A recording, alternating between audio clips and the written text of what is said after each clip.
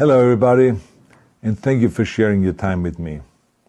I'm sending this message through various different channels to reach my dear Russian friends and the Russian soldiers serving in Ukraine.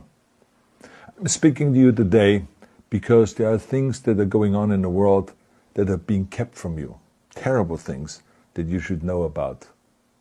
But before I talk about the harsh realities, let me just tell you about the Russian who became my hero. In 1961, when I was 14 years old, a very good friend of mine invited me to come to Vienna and to watch the World Weightlifting Championships.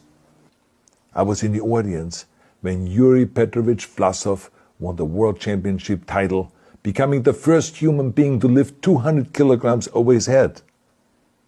And somehow a friend of mine got me backstage. All of a sudden, there I was, a 14-year-old boy, standing in front of the strongest man in the world. I couldn't believe it. He reached out to shake my hand. I still had a boy's hand. He had this powerful man's hand that swallowed mine. But he was kind, and he smiled at me. I will never forget that day. Never.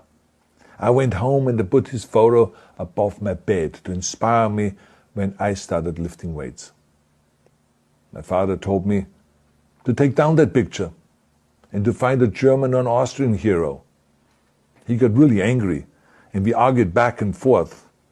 He didn't like Russians because of his experience in the Second World War. You see, he was injured at Leningrad, where the Nazi army that he was part of did vicious harm to the great city and to its brave people.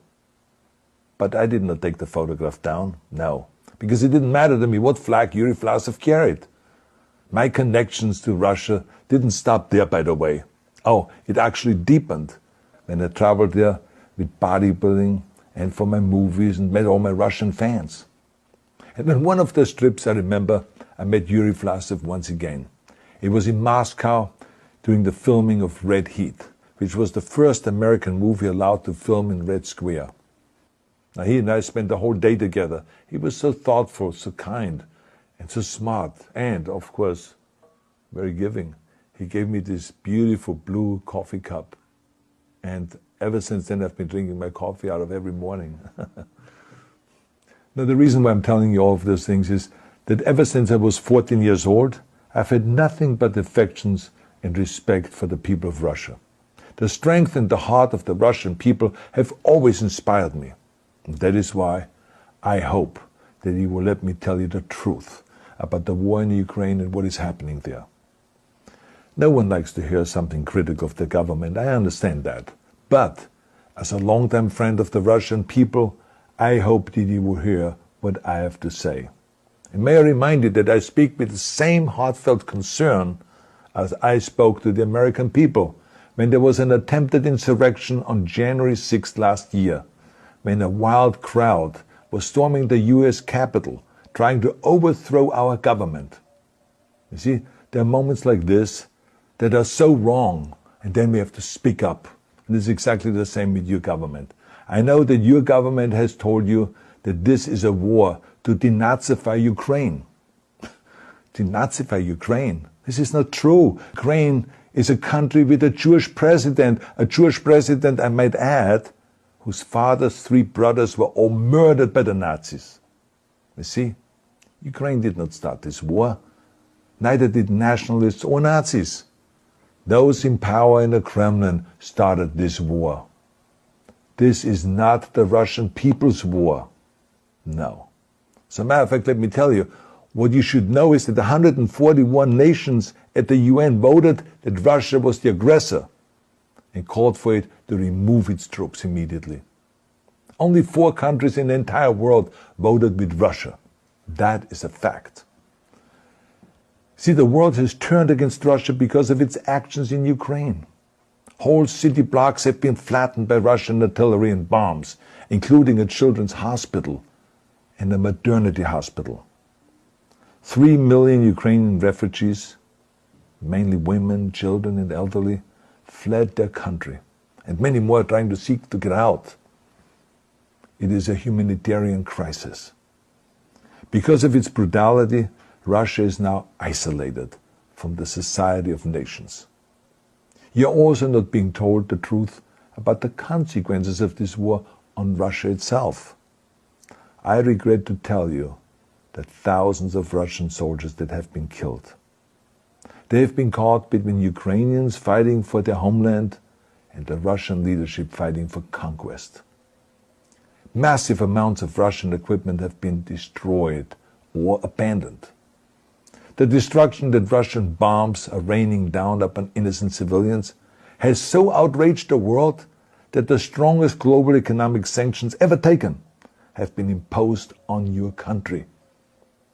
Those who don't deserve it on both sides of the war will suffer. The Russian government has lied not only to the citizens, but to its soldiers. Some of the soldiers were told they were going to fight Nazis. Some were told that the Ukrainian people would greet them like heroes, and some were told that they were simply going on exercise. They didn't even know that they were going into war. And some were told that they were there to protect ethnic Russians in Ukraine. None of this is true.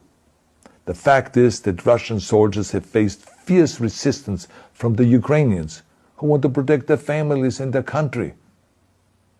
When I see babies being pulled out of ruins, I think that I'm watching a documentary about the horrors of the Second World War, not the news of the day. Now let me tell you, when my father arrived in Leningrad, he was all pumped up on the lies of his government. And when he left Leningrad, he was broken, physically and mentally. He lived the rest of his life in pain. Pain from a broken back, pain from the shrapnel that always reminded him of these terrible years, and pain from the guilt that he felt. To the Russian soldiers listening to this broadcast, you already know much of the truth that I've been speaking. You have seen it with your own eyes. I don't want you to be broken like my father. This is not the war to defend Russia that your grandfathers or your great-grandfathers fought. This is an illegal war. Your lives, your limbs, your futures are being sacrificed for a senseless war condemned by the entire world.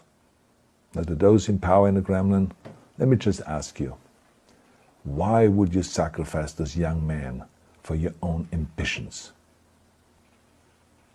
To the soldiers who are listening to this, remember that 11 million Russians have family connections to Ukraine. So every bullet you shoot a brother or a sister.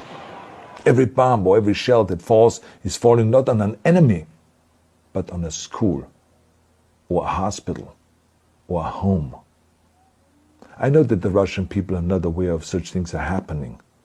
So I urge the Russian people and the Russian soldiers in Ukraine to understand the propaganda and the disinformation that you are being told. I ask you to help me spread the truth. Let your fellow Russians know the human catastrophe that is happening in Ukraine. And to President Putin I say, you started this war. You are leading this war. You can stop this war. Now, let me close with a message to all of the Russians who have been protesting on the streets against the invasion of Ukraine. The world has seen your bravery. We know that you have suffered the consequences of your courage. You have been arrested, you have been jailed, and you have been beaten. You are my new heroes.